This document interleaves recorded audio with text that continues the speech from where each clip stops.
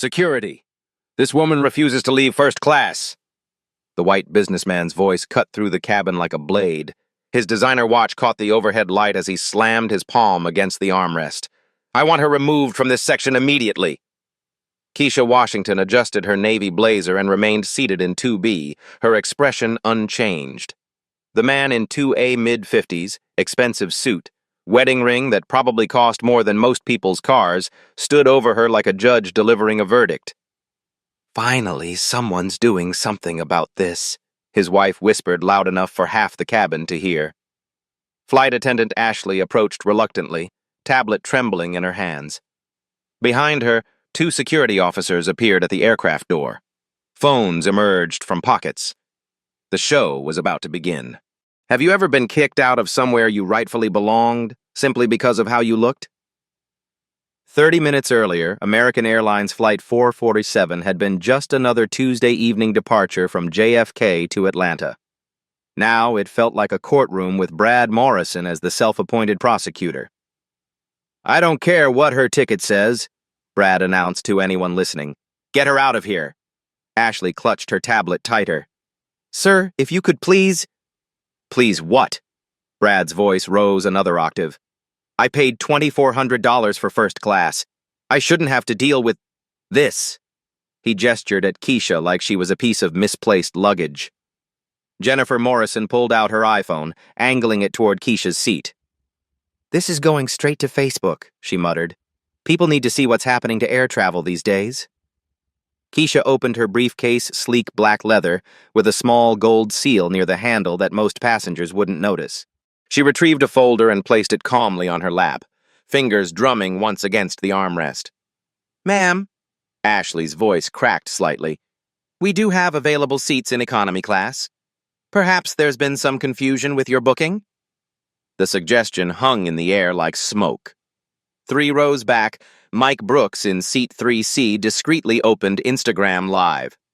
The notification read, Live from Flight 447, Drama in First Class. Within seconds, viewers started trickling in. Brad stepped into the aisle, his 6-foot frame casting a shadow over Keisha's seat. Look, I fly this route twice a month. I know how these things work. Someone upgraded her for free, and now paying customers suffer. That's not how, Ashley started. Call the gate agent, Brad interrupted. Derek, right? He'll sort this out. Keisha's phone buzzed. The caller ID showed DC area code, but she declined the call without looking up. Her diamond earrings caught the cabin light. Not flashy, but clearly expensive. The kind of jewelry that suggested success earned, not given. 10 minutes until door closure, came the announcement from the cockpit. Flight attendants, please prepare for departure. Jennifer leaned closer to her phone camera. You're watching this live, folks. Some people think rules don't apply to them. Her voice carried the tone of someone used to being heard. I'm documenting everything for airport security. Mike's viewer count hit 50. Comments started flowing. What's happening? Is someone getting kicked off? Drama!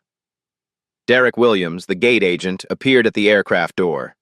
Mid-40s, tired eyes, the look of someone who'd handled too many situations today. He carried a stack of boarding passes and wore the expression of a man who just wanted to go home. Folks, I understand there's some confusion about seating. Derek's voice carried practiced calm. Brad pointed directly at Keisha. This passenger needs to move. She's obviously in the wrong section. I see. Derek approached Keisha's row, not making eye contact with her initially. Ma'am, could I see your boarding pass, please? Keisha handed over the crisp paper without a word. Derek studied it, frowning. This shows seat 2B first class. There's obviously been a mistake, Brad insisted. Run her credit card. Check her frequent flyer status. I guarantee you'll find some kind of discount program. Derek's frown deepened. The boarding pass was legitimate full fare, government credit card, elite status clearly marked. But Brad's presence loomed large, and Jennifer's phone captured every moment. Ma'am, Derek's voice carried reluctant authority, we do have some very comfortable seats available in our main cabin. Perhaps we could... Are you seriously asking her to move? The voice came from 4A, a young black woman traveling with her boyfriend. She has a first-class ticket. Mind your own business, Jennifer snapped, still filming. This doesn't concern you. Keisha spoke for the first time, her voice steady as mountain stone. I'd like to remain in my assigned seat, please. Brad's face reddened. Unbelievable. Just unbelievable. Derek, I want her removed from this aircraft. She's causing a disturbance. Sir, she hasn't actually... Look around! Brad gestured wildly. Half the cabin is staring. People are filming. This is exactly the kind of chaos that ruins the flying experience for paying customers. Derek glanced around the cabin. Mike's live stream was indeed drawing attention. Other passengers craned their necks. The couple in 1A whispered urgently. The businessman in 3D nodded in apparent agreement with Brad. Aircraft door closure in 5 minutes, the captain announced. We're showing a slight delay for passenger services. The pressure mounted. Derek felt it from multiple directions. Brad's insistence, Jennifer's recording, the schedule pressure, the growing audience. These black stories, these real-life stories of conflict always ended badly for someone. He'd seen it before. Ma'am, Derek tried again. I'm going to need you to gather your belongings and come with me. Jennifer's live stream comment count exploded. Viewers shared the stream. The hashtag #Flight447 drama started appearing in real time. Keisha closed her folder and placed it back in her briefcase. The motion was deliberate, unhurried. She looked directly at Derek for the first time. Before you proceed with that request, she said quietly, I think you should know something. But Derek was already reaching for the overhead bin, his hand on her carry-on bag. Security to Gate 12, came the announcement over the terminal speakers. Security to Gate 12. Brad smiled triumphantly. Finally, someone who enforces policy. The touching stories, the life stories that built character, they often began with moments like this, when dignity met discrimination, when belonging was questioned, when the powerful decided who deserved to stay and who needed to go. But sometimes, just sometimes, those stories took unexpected turns. Security officers James Patterson and Patricia Collins had seen it all in their 15 combined years at JFK. Drunk passengers, medical emergencies, the occasional celebrity meltdown. But racial incidents? Those always left a bitter taste and a mountain of paperwork. What's the situation? James asked Derek, his hand instinctively moving to his radio. Passenger refusing to relocate, Derek explained quickly. The gentleman in 2A requested she be moved to economy. She's resistant. Patricia glanced at Keisha, who sat with the posture of someone accustomed to boardrooms, not boarding disputes. Ma'am, we're going to need you to come with us. Mike's Instagram Live viewer count hit 200. Comments flooded the screen. Here we go. She's about to get dragged. This is wild. He adjusted his phone angle to capture the security approach. Brad stepped back, arms crossed, watching his victory unfold. Finally, some professional handling of the situation. Jennifer kept her phone trained on the scene. I'm posting this everywhere, she announced. Southwest, Delta, everyone needs to see how American Airlines actually handles disruptions. Keisha remained motionless in her seat. Officers, I'd like to understand the legal basis for this removal. Ma'am, you need to comply with crew instructions, James replied, though something in his voice suggested uncertainty. Please stand up and gather your belongings. The businessman in seat 1A, Robert Brooks, ironically no relation to Mike despite sharing a surname, finally spoke up. Look, I don't want to get involved, but I have a connection in Atlanta. Can we just resolve this quickly? His wife nudged him. Robert, don't. Aircraft door closure in 3 minutes, came the captain's voice, edged with irritation. We need immediate resolution at Gate 12. Captain Maria Rodriguez emerged from the cockpit, her uniform crisp, her expression thunderous. 22 years of commercial aviation had taught her that passenger disputes were like cancer. They spread quickly and killed schedules. "What's the holdup?" she demanded. Derek gestured helplessly. "Seating dispute, Captain. We're handling it." "Handle it faster." Rodriguez's voice could have cut steel. "Every minute costs us our slot. I'm not explaining to operations why we missed departure because of musical chairs." Patricia reached for Keisha's arm. "Ma'am, please don't make this difficult." For the first time, Keisha showed emotion, a slight tightening around her eyes. "Officer, you're making a mistake." "The only mistake," Brad interjected, "is taking this long to remove a disruptive passenger." Mike's live stream exploded. Viewer count, 800 and climbing. The comments became a waterfall. "Security is removing her. This is discrimination. Get her off the plane." Oh. The digital crowd was as divided as the physical one. Keisha slowly reached for her briefcase. The motion was deliberate, controlled, like someone accessing a weapon they preferred not to use. "Before you continue," she said quietly, "I need to show you something."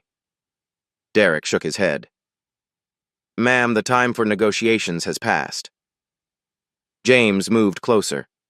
In his experience, when passengers started reaching for documents, they usually produced medical cards, legal threats, or social media follower counts, none of which typically mattered at 30,000 feet. The young couple in 4A exchanged glances. The woman, Tiana Brooks, pulled out her own phone and started recording. Her boyfriend, Marcus, she'd kill him if he knew she was thinking his name right now given the circumstances, whispered, "This is about to get ugly." Ashley reappeared with a stack of economy boarding passes. "Ma'am, I have some lovely seats in row 23, window and aisle, very comfortable." "Row 23? Keisha's eyebrows rose slightly. "That's quite a downgrade from what I purchased." Jennifer's voice cut through the tension like a rusty blade. "Purchased? Please. We all know how you really got that seat." The cabin fell silent. Even Mike's live stream comments paused for a moment, as if the internet itself was processing the naked racism. Patricia's radio crackled. "Security Team Alpha, what's your status?" "In progress," she responded, then looked at Keisha. "Ma'am, I'm going to need you to stand up now." Keisha's briefcase sat in her lap, her hand resting on the clasp. The small gold seal near the handle caught the light again. An eagle, wings spread, surrounded by text too small to read from a distance. Captain Rodriguez checked her watch. 2 minutes. I don't care if you carry her off. We're not missing our slot." Brad's satisfaction was palpable. He'd already settled back into his seat, adjusting his seatbelt for takeoff. "Thank you, Captain. Some of us actually have important business in Atlanta." "Sir," James said to Brad, "we appreciate your patience." Mike whispered into his phone for his viewers. "Security is about to physically remove this woman from first class. This is insane." The viewer count hit 1,000. Someone had started sharing the stream on TikTok. Hat Flight 447 began trending in real time. Keisha looked directly at James. "Officer Patterson, correct?" James blinked. She'd read his name tag, but something in her tone suggested she'd remember it long after this flight. "Yes, ma'am. Before you remove me from my paid seat, I want you to understand something about federal law." Derek stepped forward. "Ma'am, please don't quote internet law to us. We need you to move." "Federal law," Keisha repeated, her voice carrying new weight. "Specifically Section 44902 of Title 49, United States Code." Patricia frowned. Passengers who quoted specific legal codes usually fell into two categories: lawyers who were bluffing, or people who actually knew what they were talking about. Both were dangerous in different ways. "Ma'am," Patricia said carefully, "are you an attorney?" Keisha's finger traced the edge of her briefcase clasp. "I'm something more relevant to your current situation." The cabin's attention focused like a laser. Mike's live stream comments went wild. "What is she?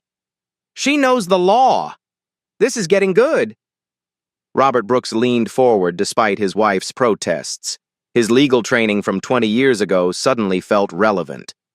Brad's confident smirk wavered slightly. What's that supposed to mean? Captain Rodriguez stepped closer. Ma'am, whatever your profession, you need to comply with crew instructions or disembark the aircraft. Keisha's thumb moved to the briefcase clasp. The motion was small, almost invisible, but it carried the weight of inevitability. Captain Rodriguez, she said quietly, before you authorize my removal, you should know that this incident is being documented by multiple passengers, live-streamed to over 1,000 viewers, and involves the attempted ejection of a federal employee from an aircraft engaged in interstate commerce. The words hung in the air like a live grenade. Derek's face went pale. Federal employee? Moreover, Keisha continued, her voice steady as granite, American Airlines receives approximately $2.3 billion annually in federal contracts. Your company's diversity and inclusion policies, filed with the Department of Transportation last quarter, specifically prohibit the discriminatory removal of passengers based on racial profiling. Jennifer's phone trembled in her hands. The triumphant live stream was becoming something else entirely. James and Patricia exchanged glances. Federal employee, legal codes, specific contract numbers. This was no longer a simple passenger removal. Ma'am, James said carefully, what type of federal employee are you? Keisha's thumb rested on the briefcase clasp. Around her, the cabin held its breath. Mike's viewer count hit 1,500. The touching stories, the real-life stories that defined American air travel, often hinged on moments like this.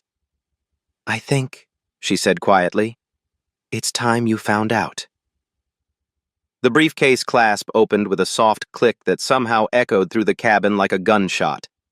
Keisha Washington lifted the leather credential holder with the same precision a surgeon might use to reveal a beating heart. The gold badge caught the overhead lights, its eagle emblem sharp and unmistakable against the dark blue field. Special Agent Keisha Washington, Federal Bureau of Investigation. Her voice carried new authority, quiet but absolute. Badge number 14729. The silence that followed was profound. It was the silence of a world shifting on its axis. James Patterson, 15 years of airport security, felt his stomach drop to somewhere near his ankles. His hand moved instinctively away from his radio. Patricia Collins stared at the badge, then at Keisha's face, then back at the badge. Her training kicked in, always verifying federal credentials. But the leather holder, the badge quality, the holographic security features visible even from 3 feet away. This was real. Derek Williams made a sound somewhere between a cough and a prayer. Gate agents didn't get paid enough to forcibly remove FBI agents from aircraft. Mike's Instagram Live exploded. The viewer count shot past 3,000 in 30 seconds. Comments became a digital avalanche. Holy shit, she's FBI. Brad is so screwed. That's a real badge. This just got real. She's a federal agent. Captain Rodriguez moved closer, her pilot's training overriding her schedule concerns. She'd flown federal agents before serious people with serious jobs who didn't cause cabin disruptions unless something very serious was happening. Agent Washington, she said carefully, I apologize for any confusion. Brad Morrison's face underwent a fascinating transformation.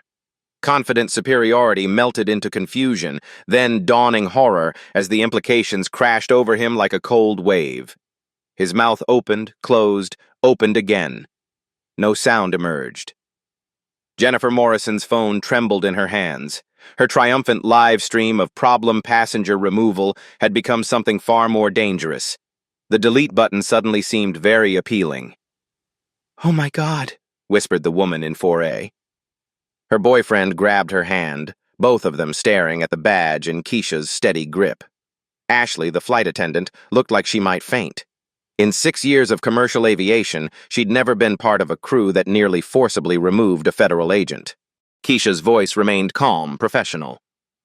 I'm returning from a counterterrorism briefing in Manhattan. Interagency coordination regarding aviation security threats. Each word fell like a hammer blow. Counterterrorism, aviation security, federal briefing.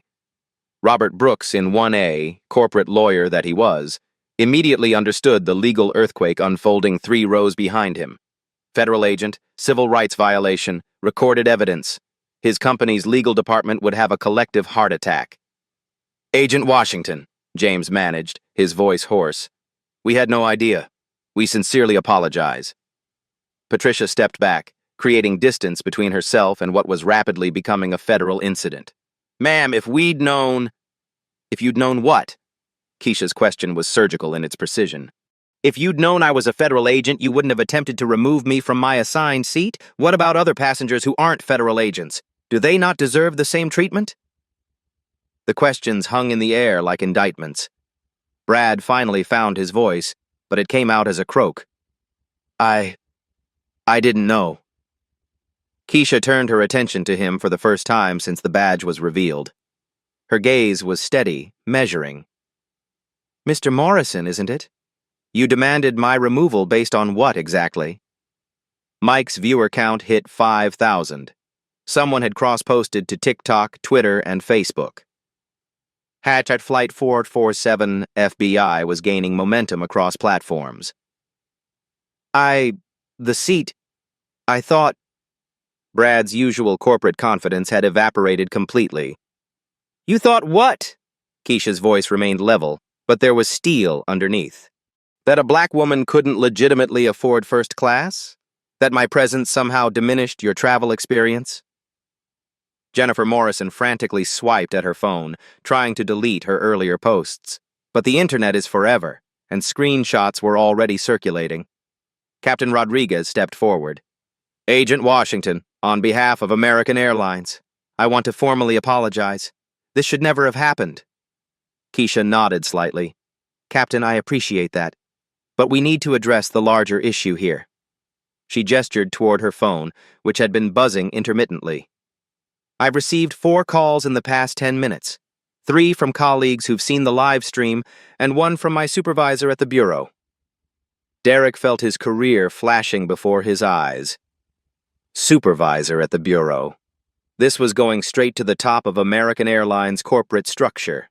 The Federal Aviation Administration, Keisha continued, takes a very serious view of discriminatory practices in commercial aviation, as does the Department of Justice's Civil Rights Division. More hammer blows. FAA, DOJ, Civil Rights Division. Patricia's radio crackled with static, but she ignored it. Standard protocol meant documenting everything, but there was nothing standard about this situation. Ashley approached cautiously. Agent Washington, is there anything at all we can do to make this right? Before Keisha could answer, her phone rang again. The caller ID showed a 202 area code, Washington, D.C. She answered on the second ring. Washington. Yes, I'm aware. Currently on board. No, I'm uninjured. Multiple recordings, yes. I'll file a preliminary report within the hour. The one-sided conversation chilled everyone within earshot. Preliminary report. Multiple recordings. The bureaucratic machinery of federal investigation was already grinding into motion. Mike whispered to his live stream audience, She's talking to FBI headquarters right now. This is unreal. The viewer count passed 8,000. Local news outlets were starting to pick up the hashtag. This was becoming more than viral content. It was becoming national news. Keisha ended the call and looked around the cabin. Her gaze lingered on each person who'd participated in the attempted removal. Derek, James, Patricia, Ashley. Then it moved to Brad and Jennifer, who looked like they wanted to disappear into their leather seats. Mr. Morrison, she said quietly, you stated that I was causing a disturbance. Can you explain what behavior of mine constituted a disturbance? Brad's mouth worked soundlessly. Around him, phones continued recording. Every word, every expression being captured for posterity. I was sitting quietly in my assigned seat, Keisha continued. I spoke only when addressed. I made no demands, no complaints, no unreasonable requests. The only disturbance appears to have been my presence in a section you felt I didn't belong in. The analysis was clinical, devastating in its accuracy. Jennifer Morrison finally spoke, her voice barely above a whisper. We didn't mean... We weren't trying to... What weren't you trying to do, Mrs. Morrison? Keisha's attention shifted to her. You filmed my attempted removal while commenting that people need to see this. What exactly did you want people to see? No answer came. The truth was too ugly to voice. Robert Brooks cleared his throat. Agent Washington, as an attorney, I feel compelled to say that what happened here was completely inappropriate. His wife shot him a warning look, but he continued. Discrimination based on race is illegal under federal law. The behavior exhibited toward you was unacceptable. Keisha nodded acknowledgement. Thank you, Mr. Chen. Robert Brooks. Mr. Brooks, you're correct about the legal issues. This incident involves potential violations of the Civil Rights Act, FAA anti-discrimination regulations, and federal transportation statutes. More legal terminology that made Derek's palms sweat. Captain Rodriguez checked her watch, then made a decision that would ripple through American Airlines' corporate structure. Agent Washington, I'm going to delay this flight until we can properly address this situation. The announcement sent shockwaves through the cabin. Flight delays meant missed connections, angry passengers, and corporate explanations.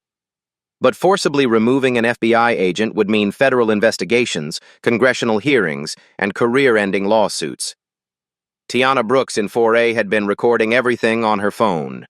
She'd watched the entire sequence unfold, from attempted removal to badge reveal to federal phone call. Her footage would soon be evidence in what promised to be a significant civil rights case. Derek, Captain Rodriguez said firmly, I need you to contact your supervisor immediately. This goes straight to the corporate. Derek nodded, his face pale. Corporate meant executives, lawyers, crisis management teams. This was about to become someone else's very expensive problem. Keisha's phone buzzed with a text message. She glanced at it, then looked up at the assembled group. That's my field supervisor, she said calmly. He's driving to the airport now. He'll want to interview everyone involved before the aircraft departs. The implications sank in like lead weights. FBI supervisor. Formal interviews. Official documentation. Mike's live stream had become a digital town square, with viewers sharing the link across every social platform. #Flight 447 FBI. FBI agent. Had airline discrimination. The hashtags multiplied like wildfire. Brad Morrison sat frozen in his seat, the magnitude of his error finally becoming clear. He'd demanded the removal of a federal agent, on camera, with thousands of witnesses, while investigating aviation security threats. His corporate career had just ended, and he was beginning to understand that might be the least of his problems. So, Keisha said, settling back into seat 2B with the calm of someone who'd just played a winning hand, shall we discuss how American Airlines plans to address this situation? The question wasn't really a question. It was an opening statement in what promised to be a very expensive conversation. The American Airlines crisis management machine activated with the efficiency of a military operation. Within 12 minutes of Captain Rodriguez's call to operations, 3 executives were en route to JFK Terminal 8, Gate 12. Keisha's phone rang again. FBI Supervisory Special Agent Marcus Brooks, no relation to the passenger recording. Everything was 15 minutes out from the airport. His voice carried the weight of someone who'd spent 20 years investigating federal crimes. Agent Washington, I need a preliminary assessment. Scale of 1 to 10. How bad is this? Keisha glanced around the cabin. Mike's live stream had reached 12,000 viewers. Brad Morrison sat in his seat like a statue, while his wife frantically deleted social media posts. Derek, the gate agent, looked like he was contemplating career changes. Solid 8, sir. Attempted removal of a federal agent, recorded by multiple passengers, with clear racial motivation. The passenger who initiated the complaint has a documented history. Documented how? I ran his frequent flyer number while he was demanding my removal. 3 previous complaints were filed against him for discriminatory behavior toward minority passengers. American Airlines has been tracking a pattern. The revelation hit the cabin like a thunderclap. Brad Morrison wasn't just a racist, he was a repeat offender with an institutional paper trail. Captain Rodriguez heard enough of the conversation to understand the implications. She immediately called her chief pilot. "John, we have a federal situation. I need to be legal and corporate here now." Within minutes, American Airlines Vice President of Customer Relations Sarah Kim was on a conference call from her Dallas office, while Regional Director Robert Huang raced through Queens traffic toward JFK. "Captain Rodriguez," Kim's voice came through the aircraft's communication system. "Patch me through to the federal agent." Keisha accepted the phone. "Agent Washington speaking." "Agent Washington, this is Sarah Kim, VP of Customer Relations. I want to personally apologize for this incident and assure you that American Airlines takes discrimination extremely seriously." "Ms. Kim, I appreciate the call. However, this goes beyond individual apologies. We're looking at the systematic failure of your anti-discrimination policies." The corporate response was swift and practiced. Kim had handled crises before, but never one involving federal law enforcement on live stream. "What can we do to make this right?" Keisha's response was precise, calculated. First, immediate consequences for all parties involved in the attempted removal. Second, review of your passenger complaint procedures, specifically how a customer with multiple discrimination complaints was allowed to continue flying. Third, federal oversight of your diversity training programs. Each demand carried the weight of potential federal intervention. Sarah Kim understood that Keisha wasn't just an angry passenger, she was a federal agent who could initiate Department of Justice investigations. "The passenger who initiated the complaint," Kim said carefully. "What's his status?" Derek, still holding his tablet, read Brad's frequent flyer profile. "Mr. Morrison, account number 4847291, executive platinum status. 3 formal complaints in 18 months, all involving minority passengers. 2 were dismissed as misunderstandings, 1 resulted in a written warning." Brad's face went ashen. He'd built his travel status over years, flying twice monthly for business. Now his own airline records were being used as evidence against him. Regional Director Huang arrived at the gate, breathing hard from his sprint through the terminal. A 20-year airline veteran, he'd never dealt with an FBI agent discrimination case while passengers live-streamed to 15,000 viewers. "Agent Washington," Huang approached respectfully. "I'm Robert Huang, Regional Director. I want to understand exactly what happened here." Keisha gestured toward the overhead monitors showing security camera feeds. "Mr. Huang, I assume this aircraft has security recording systems?" "Yes, ma'am. All interactions are recorded." "Then you have documentation of Mr. Morrison's demands for my removal, the crew's response, and the attempted physical intervention by security personnel." Huang's stomach dropped. Security recordings meant corporate liability, legal exposure, and federal evidence. This was becoming a textbook case for civil rights attorneys. Mike's livestream comments revealed the broader impact. American Airlines stock is down 2% in after-hours trading. This is going to be a huge lawsuit. FBI versus American Airlines. Sarah Kim's voice came through the phone again. "Agent Washington, regarding immediate consequences, we're prepared to take significant action." "Specify significant, please." The pause was telling. Corporate lawyers were clearly conferencing in the background. "Mr. Morrison's executive platinum status will be immediately revoked, along with a permanent ban from American Airlines services. Mrs. Morrison will be required to complete cultural sensitivity training before flying with us again." Brad Morrison finally found his voice. "You can't ban me. I fly 200,000 miles a year with this airline." Huang turned to him, his voice professionally cold. "Mr. Morrison, you attempted to have a federal agent removed from an aircraft based on racial discrimination. Your frequent flyer status is the least of your concerns." Jennifer Morrison spoke up, her voice shaking. "We didn't know she was FBI. We just thought—" "What did you think, Mrs. Morrison?" Keisha's question cut through the cabin noise. "That my race disqualified me from first-class seating?" No answer came because the truth was legally indefensible. Keisha's supervisor called back. "Agent Washington, I'm at the airport, Terminal 8, correct?" "Yes, sir. Gate 12. The situation is contained, but we'll need formal statements from all parties. Understood. I'm bringing Assistant Director Martinez from our Civil Rights Division. This is going federal. Assistant Director Martinez, Civil Rights Division. The bureaucratic artillery was arriving. Captain Rodriguez made an announcement to the increasingly restless passengers. Ladies and gentlemen, we're experiencing a delay due to a security matter. We appreciate your patience. The euphemism was necessary, but Mike's live stream had already told the real story to 20,000 viewers. The traditional media was picking up the hashtags. CNN's Twitter account had posted, FBI agent allegedly discriminated against on American Airlines flight story developing. Sarah Kim's voice returned. Agent Washington, what timeline are we looking at for resolution? That depends on American Airlines' willingness to implement systemic changes. This isn't just about one incident, it's about institutional failure to prevent discrimination despite documented patterns. The corporate implications were staggering. Federal oversight meant congressional hearings, DOJ monitoring, and quarterly compliance reports. American Airlines' stock price would reflect the true cost of discrimination. Derek's radio crackled.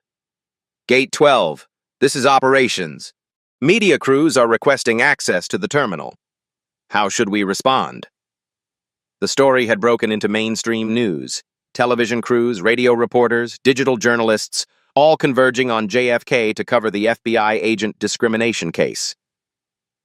Huang looked at Keisha. Agent Washington, we need to discuss this privately. The media attention is... Mr. Huang, the media attention is the natural consequence of discriminatory practices. American Airlines created this situation by failing to address Mr. Morrison's previous complaints. The logic was unassailable. 3 documented complaints, pattern of behavior, institutional failure to act. American Airlines had enabled the discrimination that led to this moment. Brad Morrison's phone rang. His corporate office undoubtedly responding to the viral videos and news coverage. He declined the call, but the damage was spreading beyond the aircraft. Agent Washington, Sarah Kim said through the phone, we're prepared to implement immediate policy changes, real-time discrimination reporting, federal oversight of our diversity programs, and quarterly civil rights audits. Each concession represented millions in compliance costs, but the alternative federal investigation, congressional oversight, and civil rights lawsuits would cost far more. Keisha's supervisor appeared at the aircraft door, accompanied by a woman in a sharp business suit who carried the unmistakable authority of senior federal law enforcement. Agent Washington, the woman said, I'm Assistant Director Martinez, Civil Rights Division. We need to discuss federal intervention protocols. The phrase sent chills through every American Airlines employee present. Federal intervention meant Department of Justice oversight, congressional hearings, and potential criminal charges for civil rights violations. Mike's live stream hit 25,000 viewers. The comment stream had become a digital civil rights rally. Justice for Agent Washington. Hold American Airlines accountable. This is systemic racism. Brad Morrison sat in his seat, understanding that his demand for Keisha's removal had triggered a federal civil rights investigation. His corporate career was over. His airline privileges were gone. His social media presence would be forever linked to viral racism, but the broader implications were just beginning to unfold. Ms. Kim, Keisha said into the phone, her voice carrying quiet authority, American Airlines now has a choice: voluntary compliance with federal civil rights oversight or mandatory intervention by the Department of Justice. The ultimatum hung in the air like a legal sword of Damocles. Sarah Kim's response came quickly. We choose voluntary compliance, Agent Washington. Full cooperation with federal oversight. The corporate capitulation was complete, but the real work systemic change in American aviation was just beginning. 6 weeks later, the ripple effects of Flight 447 had transformed American commercial aviation. Brad Morrison's termination from Morrison Financial Group made headlines in the Wall Street Journal. His LinkedIn profile now read, Former Vice President, a digital scarlet letter that followed him through every job application. The viral videos of his demands to remove a federal agent had become case studies in business schools across the country. Jennifer Morrison's court-mandated community service at the Queen's Civil Rights Coalition provided a different kind of education. 40 hours of sensitivity training and 200 hours of community service taught her what privilege looked like from the other side. Her public apology video, posted on the same Facebook account where she'd live-streamed Keisha's attempted removal, garnered 3 million views and became a template for authentic accountability. Derek Williams faced a different reckoning. His 2-week suspension without pay was accompanied by enrollment in American Airlines' new Federal Law Enforcement Liaison Training, a program created specifically because of Flight 447. He learned that federal agents fly commercial aircraft 2.7 million miles annually on official business, and discrimination against them constitutes federal obstruction of justice. But the individual consequences were only the beginning. American Airlines' voluntary compliance agreement with the Department of Justice created the most comprehensive anti-discrimination monitoring system in aviation history. The AirWatch app, developed in partnership with the NAACP and launched system-wide, allowed passengers to report discrimination incidents in real time. Anonymous reporting meant protection for witnesses, while automatic escalation protocols ensured immediate corporate response. The technology was revolutionary. Passengers could document incidents with time-stamped photos, audio recordings, and witness statements that were uploaded directly to federal oversight servers.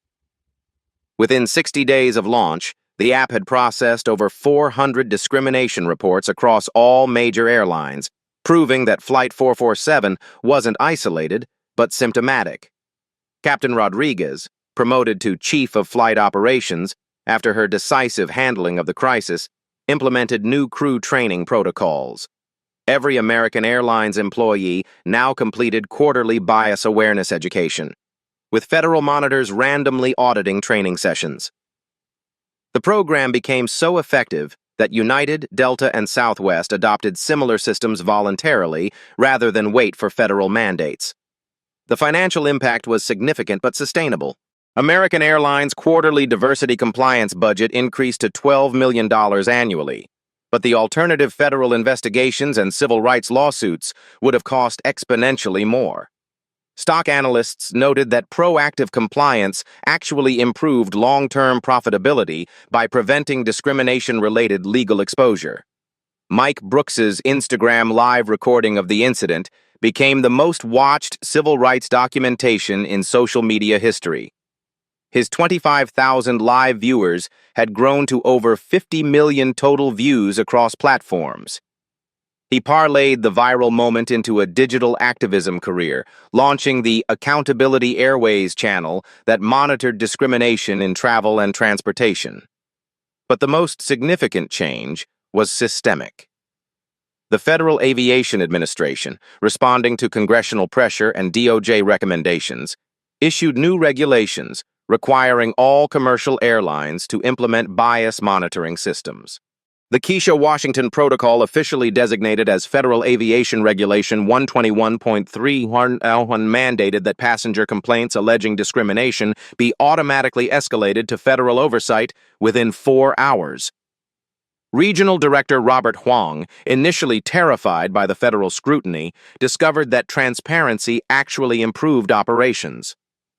Monthly discrimination incident reports, published on American's website, showed steady decreases in bias-related complaints.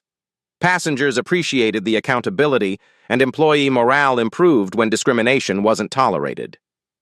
Tiana Brooks and her boyfriend Marcus Johnson, the young couple who'd witnessed everything from Row 4A, became advocates for bystander intervention training.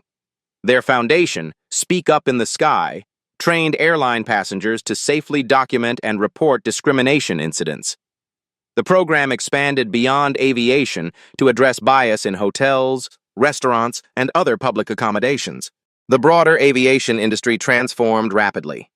Southwest Airlines proactively implemented bias monitoring after their stock price dropped 3% the day Flight 447 went viral.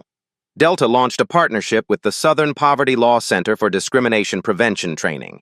JetBlue created an ombudsman program specifically for civil rights complaints. Most importantly, the culture changed. Flight attendants received training on recognizing discrimination versus legitimate security concerns. Gate agents learned de-escalation techniques that addressed conflicts without defaulting to passenger removal. Security personnel completed federal law enforcement interaction protocols. The numbers told the story. Before Flight 447, American Airlines averaged 18 discrimination complaints monthly, with 72% dismissed as misunderstandings. So, 6 months after implementation of the Washington Protocol, monthly complaints dropped to 4, with 100% receiving formal investigation and resolution. Keisha Washington returned to her FBI duties, specializing in civil rights investigations within transportation systems. She testified before Congress about institutional discrimination in commercial aviation. Her badge number, 104729, becoming shorthand for federal accountability in travel discrimination cases. Her quiet professionalism during the crisis, refusing to escalate beyond what the situation demanded, became a model for effective civil rights advocacy. She'd achieved systemic change without raising her voice, filing lawsuits, or demanding individual revenge. The lesson resonated beyond aviation. Institutional change happened when preparation met opportunity, when knowledge confronted ignorance, and when dignity defeated discrimination. American Airlines Flight 447 never reached Atlanta that evening, but it carried its passengers somewhere far more important toward a future where belonging wasn't determined by the color of your skin, but by the content of your ticket. Today, Agent Keisha Washington continues her work at the FBI's Civil Rights Division, but her impact extends far beyond federal law enforcement. Her calm response to attempted removal created a blueprint for turning discrimination into systemic change. Without anger, without violence, simply with knowledge, preparation, and quiet dignity. The touching stories that emerge from moments like Flight 447 remind us that real-life stories don't always follow Hollywood scripts. Sometimes, the most powerful victories happen not through confrontation, but through competence. Not through retaliation, but through revelation. Keisha's badge reveal wasn't just about individual vindication, it was about institutional transformation. Her professional credentials gave her a platform that most passengers don't have, but her strategy can be replicated by anyone who faces discrimination. Document everything. Know your rights. Maintain dignity under pressure. Use existing systems to create change. The black stories that define American progress often pivot on moments when ordinary people reveal extraordinary strength. Rosa Parks wasn't seeking fame when she refused to give up her seat. Ruby Bridges wasn't trying to become a symbol when she walked into that school. Keisha Washington wasn't planning to become a civil rights icon when she booked Seat 2B. But all three understood that individual acts of courage can spark institutional change. Flight 447's legacy lives on in every discrimination report filed through the AirWatch app, every bias training session conducted for airline employees, every passenger who speaks up when they witness unfair treatment. The live stream that was meant to humiliate Keisha became the evidence that transformed an entire industry. Mike Brooks's 50 million views proved that social media can be a tool for justice when wielded responsibly. But views without action are just entertainment. Real change requires people willing to move beyond watching discrimination to actively preventing it. The life stories that matter most are the ones that create paths for others to follow. Keisha's story isn't unique discrimination in transportation, retail, dining, and hospitality happens daily across America. But her response was unique, strategic, professional, and focused on systemic solutions rather than personal revenge. Every week, the Black Voices Uncut channel receives messages from people who've used Keisha's model to address their own discrimination experiences. A teacher removed from a restaurant. A doctor questioned me in a luxury store. A lawyer challenged at a hotel. All drew inspiration from watching quiet competence defeat loud prejudice. These real-life stories of resistance and resilience deserve our attention, our support, and our action. They remind us that change doesn't require superhuman abilities, just human dignity, preparation, and the courage to stand up for what's right. Your voice matters in these conversations. Have you witnessed discrimination in travel, dining, or public spaces? Share your experience in the comments below. Your story might be the one that sparks the next wave of positive change. Subscribe to Black Voices Uncut for more stories of ordinary people creating extraordinary change through courage, competence, and quiet strength. Share this video if you believe that dignity deserves respect, that preparation empowers progress, and that the best response to discrimination is systematic transformation. Together, we can ensure that everyone has the right to belong exactly where they've earned the right to be.